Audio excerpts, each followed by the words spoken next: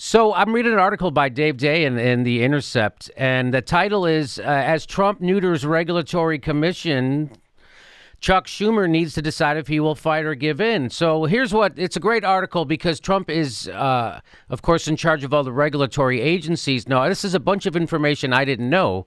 For instance, instead of a single director, the Federal Communications Commission, the FCC, and the Federal Trade Commission, the Commodity Futures Trading Commission, and the Security and Exchange Commission, and Federal Energy Regulatory Commission, they each have 5 members. Okay, and they're all nominated by the president. But by statute, get this, no more than 3 members can be from the president's party. I didn't know that. Dave Dayen knew that. He put in an article. The Federal Election Commission's 6 members are supposed to be evenly split. I didn't know that either, which is good because that's supposed to give some weight to diverse viewpoints, and that would make for a better government, I would think. Well, the FCC has only 3 of its 5 seats filled. Did you know that? Didn't know that. The FTC, SEC, and the CFTC have only 2 filled. The FERC's 2 members do not constitute a quorum, meaning it cannot approve dozens of energy infrastructure projects or enforce several energy-related laws. So government is broken right now. We don't even have enough people in the committees to do what they're supposed to do, or at the commissions to do what they're supposed to even be doing. The commissions have had to delegate these operations to staff. Trump has made a handful of nominations to fill Republican vacancies, but Trump has not made any movement with regard to the positions that cannot go to Republicans. Remember, they have to be evenly split on these commissions, and so he has not made any movement to appoint anybody for any of the positions that cannot go to the Republicans, meaning he hasn't appointed any Democrats, right? And there's one such slot vacant on every one of these 6 commissions, with more coming down the pike. In fact, the Trump administration has pulled several commission nominees left over from the Obama era, including one Democratic nominee to the CFTC.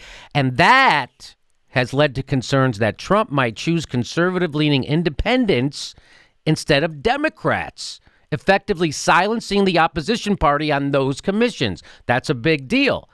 Now, it's even possible that Trump will decline to fill minority party vacancies along the lines of top advisor Steve Bannon's vow to deconstruct the administrative state. So just like we only had 8 Supreme Court members, that they're going to go, we'll just go with 3 members of the commission.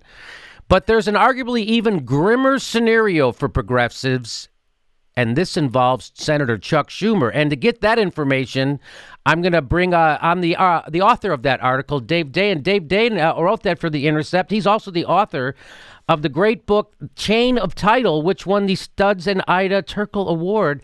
Dave Dayen is here right now. Okay, and here he is himself, Dave Dayen. Hi, Dave. How are you? Hi, Jimmy. How are you? I'm doing great. Now, can you explain to everybody now, Chuck Schumer, he's supposed to step up and make these appointments, but it looks like Trump might not even let him do that. Plus, his choices might not even be great. So go ahead, take it from there. What should we be afraid of from Chuck Schumer appointing to these commissions? Right. It's kind of a choose your poison kind of article. Do you want Trump to not appoint any Democrats to these commissions or leave those seats vacant? Or do you want Chuck Schumer involved and leading the way in appointing these commissions? The way it normally works is that Senate Democrats get their pick of who they want to be the Democratic representatives on these commissions. And usually the leadership has a lot of discretion on that. So that's really Chuck Schumer's call.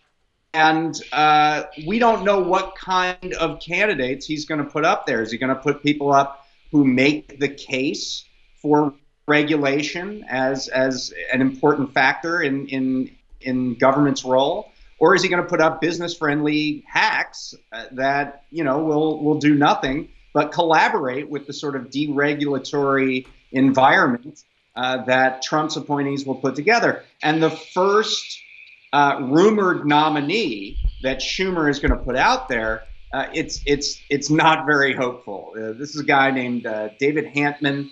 It's his former chief of staff. And after he was chief of staff for Chuck Schumer, he started lobbying for Yahoo.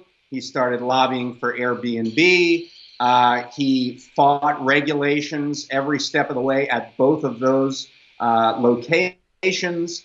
And he probably might even be to the right of the Republicans on the Federal Trade Commission in terms of regulating the tech industry on these issues of concentration and monopoly. So you're saying that the resistance in the Senate would be Chuck Schumer is supposed to be the leader, and you're saying that his resistance might even be more to the right of the people who are all currently on those commissions, because he's going to nominate his former chief of staff, who's a super big lobbyist right now. In fact, his wife is also. Talk about that. Yeah, not only is he a big-time lobbyist for Silicon Valley, but his wife is as well. She runs her own lobby shop. And interestingly enough, she keeps getting jobs with places where her husband works. So, when he was at Yahoo, she got a big contract with Yahoo. And when he was at Airbnb, she got this 4-year-long contract to get $25,000 every quarter for lobbying on sharing economy issues, which has no meaning whatsoever. So she wasn't even attached to any legislation. It was like a no-show job. She was getting 25 grand every quarter.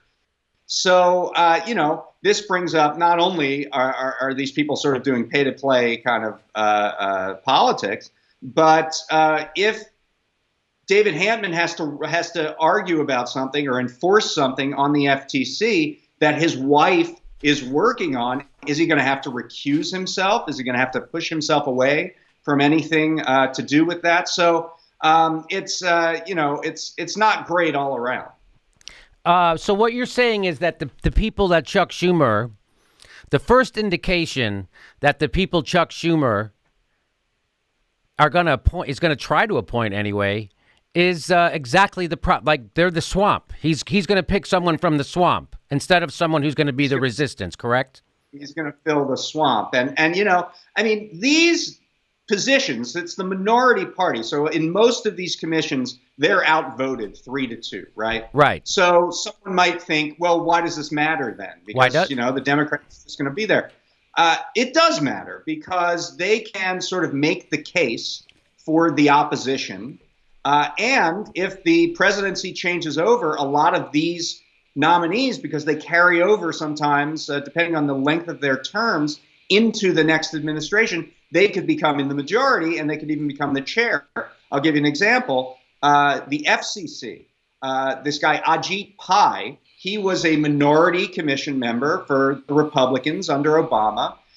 He was very strong against all of the things the FCC was doing around opening the internet freedom, increasing access.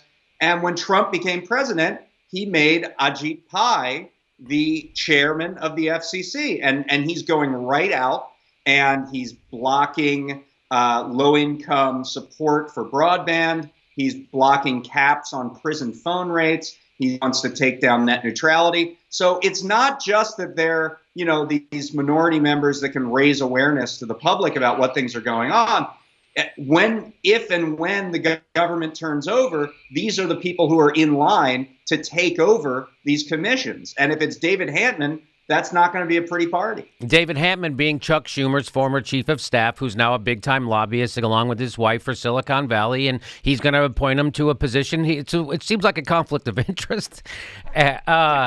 So what's your prediction on this? Do you think Chuck Schumer will I'll tell you what my prediction is that, Chuck Schumer takes money from the same people he's supposed to be regulating. And so don't look for any real resistance from the Democrats, right? So that's but I'm sure this has more to do with Susan Sarandon. What do you think?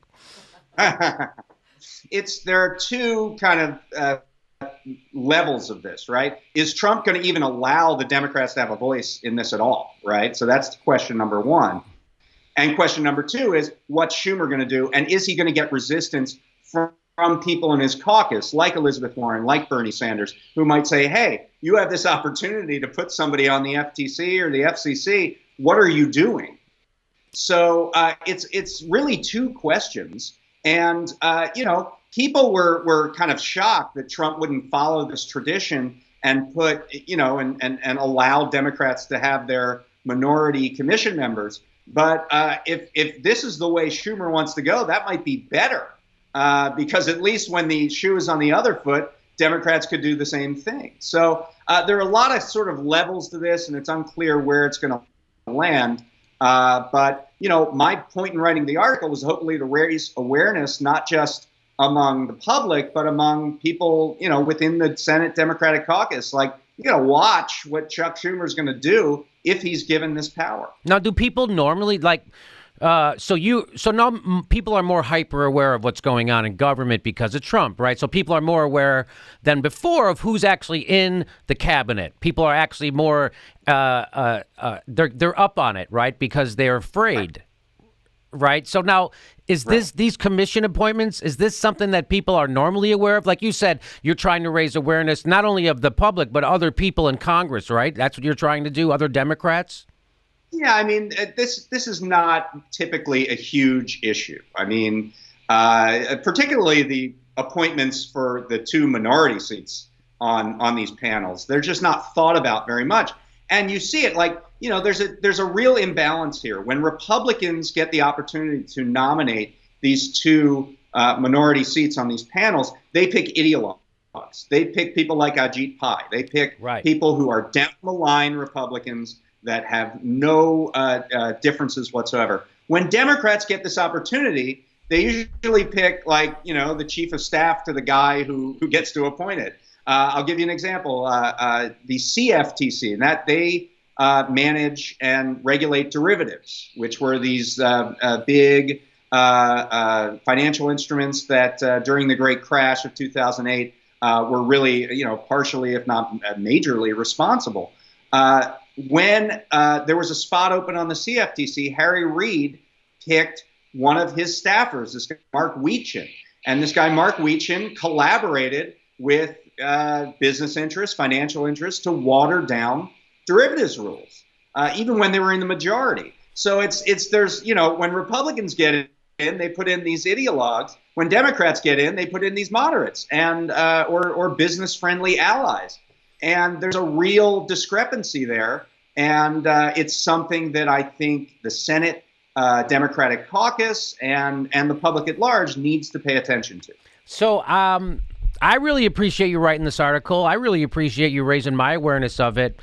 It just is going to eventually what will happen from this article is it'll just make me upset because I know Chuck Schumer is going to do exactly what they've done in the past because they're the party of Wall Street. You can't be the party of Wall Street and then appoint someone who's going to regulate them. You can't be the party of telecoms. You can't be the party of big pharma. You can't be the party of Silicon Valley and then think you're going to be able to regulate these people. So it's not going to happen. So your prediction of that Chuck Schumer is that's going to be a scary situation. It is, and it's going to be horrible.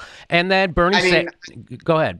I'll say this. I mean, it's not a guarantee that Democrats like Bernie, or Bernie isn't a Democrat, but Democrats like Elizabeth Warren or Sherrod Brown or people in the Democratic caucus, independents like Bernie Sanders, they don't have to go along with this. And if the heat gets too hot for Chuck Schumer, David Hantman doesn't have to get nominated. So, there are opportunities here, but sunlight is the best disinfectant, they say. Mm-hmm. So it's about raising this awareness and making sure that Chuck Schumer isn't allowed to do this stuff in the dark. Well, that's so funny. Here we are in this age of Trump, and we're still left fighting the Democrats. It's like I had Shawna Shawant on our show, and she got the $15 minimum wage passed in Seattle, and this is what really woke my eyes up to that, is when she said, when we passed the $15 minimum wage in Seattle, we had to fight against the Democrats, not with them. They fought against us. There was a Democratic mayor who was against that. And so this is exactly the same thing. The reason why we have Trump is because we have people like Chuck Schumer, whose only talent is accepting money from Wall Street, the people who are ruining the country. And that's not a hyperbole, and that's not an overstatement. You know, we live in the richest country in the world that the face of the earth has ever seen, yet half the people in the country are poor and 25% of kids are in poverty. What do you call that? I call that a failed system. And you're never going to hear the Democrats critique the system because they are part of the system. The system is what props them up. They're in bed with the system. So that's the problem. So now if we get rid of Trump, what are we left with? We're going to be left with guys who are handpicked by Chuck Schumer, who are in bed with the people they're supposed to be regulating, which is why I keep making the point here at the Jimmy Dore Show is that, yeah, it's all good and fine to hate Trump, but if you don't have something to replace him with besides I'm not Trump, you're going to lose again. The Democrats are wiped out at every level of government, the state houses, the governorships, the Congress, the Senate, and now the White House. They lost to Donnie Tanahans, and the strategy is still what lost them. What got them there is we're not him. Yeah, well, that's a loser. And Dave Dayen is pointing out to you in this article that Chuck Schumer is a born loser because he doesn't want to change. The Democrats aren't changing at all. They just got Tom Perez to squash the progressive and the head of the DNC. So it's business as usual. And this article points that out. And that's why we have Trump. And we're going to continue to have Trump or worse if we keep supporting corporate Democrats. And why, for the love of God, Bernie Sanders doesn't blow a hole through that fucking party, I will never know, because he's starting to become part of the problem. When you support corporatists like Chuck Schumer and Nancy Pelosi, you are part of the problem. Dave, you have anything else you'd like to say? Yeah, I'm going to follow that, Jimmy. Absolutely. Well, listen, yeah, it's a great article, and I have a short attention span, so I haven't read your book yet. But I've read reviews of your book, which is all you really need to do, Dave. You get to say, Jimmy. I always say you don't have to read it. You just have to buy it. So that's really where. So my, so yes, that. Great work. You've turned out to be a must. And I knew you when you were just a nightclub comedian, and you've turned out to be a Mr. Smarty Pants about everything. And now you're writing books that are winning awards, and you're writing for The Intercept and The Nation and the Fiscal Time. You're doing everything. So everybody check out Dave Dayen on Twitter and follow his writing. He's fantastic. Thanks for making time for us today, Dave. I really appreciate it. All right, Jimmy. Thank you.